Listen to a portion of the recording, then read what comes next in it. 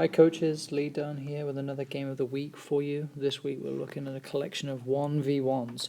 So the way I'll run through this is to show you how they work. You should see that easily with the arrows anyway. But then I'll also kind of talk to you about some of the limitations and some of the issues you may face. So we'll start with game one up here on the top left. Ball starts with a blue player, they'll dribble in, and then they can look to cut either to the left or to the right. Now this is a great little practice for working on this player's body shape. So as they dribble in, it's great for encouraging fakes. So they look right and then dive off to the left. Really good way to lose that pressuring defender. You can progress this by having the player start with the ball, the red player start with the ball, and they could play the ball into the side, they could drop it over their head or anything fun like that to challenge the blue player to then get after the ball really quickly. It also encourages the red to keep after them. Now, of course, the blue player starts with the ball, so technically the blue player should find this pretty easy, and that's the idea, especially with younger players. But as you start looking towards older players, you can start challenging this red player a little more, make it a little easier for them to get after the ball, making it harder for the blue. Now looking at game two, the red player starts with the ball directly opposite the blue, and their reward in here is for a good cut either to the left and to the right that creates just enough space to score. Now, of course, remembering as we always do, we relate to these goals in games as being space, as being players, as some kind of outlet from the pressure that's going to be coming in from the blue player.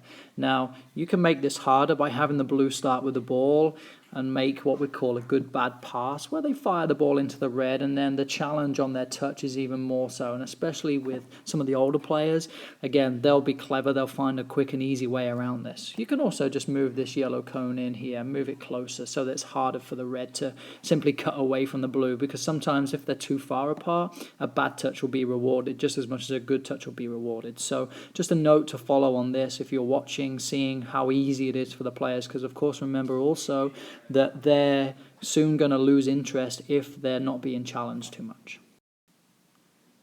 So you'll see here in game three, we've got two different starting points, and I like this one because it gives the players the option of where they want to start. Hey, where do you want to start? Simple. The lefties, you might start finding them having a favourite position of kicking out on the left here, try and dribble down. And the thing I really like about the starting positions here is it starts the players wide. And this width really encourages them to have the defender attack them. So as, let's say, our blue player here on the left, it brings the red out of position.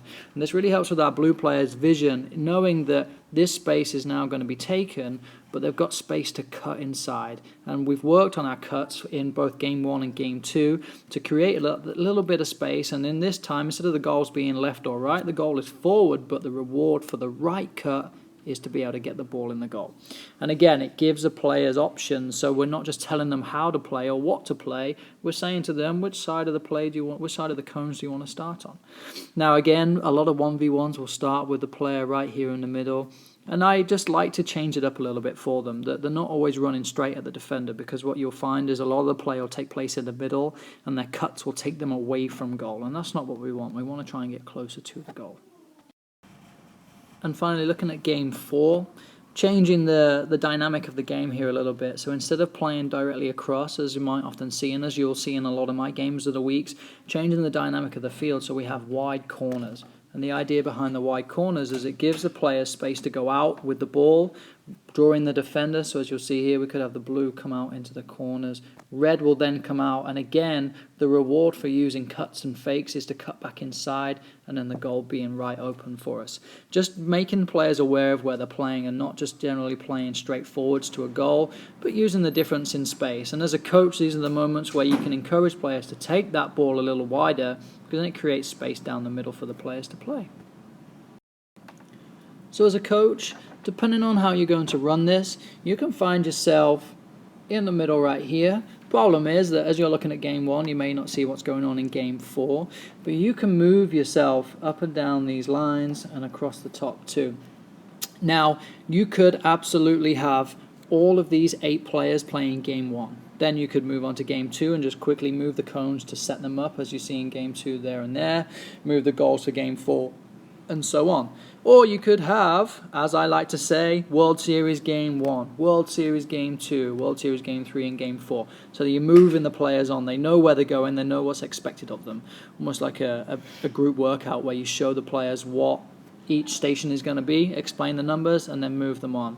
Now, what happens if you have 12 players? well then we add a player in here, we can add a player in there, we'll add a spare player right here by this game, and then we can have the next player on the cone right here. So there are ways that you can make this work, and the fun thing about having 3 players in each group is that they're going to play against someone different every time. So if you're looking game 1, blue player goes and scores, perfect, goal, thank you very much. Now he will move away once he's scored, so the red player will play against the new blue player. So it's just someone different every time. It's a different challenge for them, it's a different experience instead of playing against that same old player. Now if you do have 8 players or even 9 players, you can just find one group to put in the 1 player. And the way I would work with this is to have balanced players. So same skill players. Try not to have your weaker players playing with your stronger players, because it's easy for your stronger player, it's demoralizing for your weaker player, and no one really learns anything. One of my favorite ways to identify this is to ask the players to get into pairs, especially if you've never worked with a team before. Get them into pairs. Generally best players partner with best players. Quiet players are generally left over at the end, so they'll partner up as well, and that'll tend to give you a strong idea of who's who in your team. So a nice little easy way of getting your players set there. Now we play for 1 minute. You'll see I've highlighted 1 minute up in here.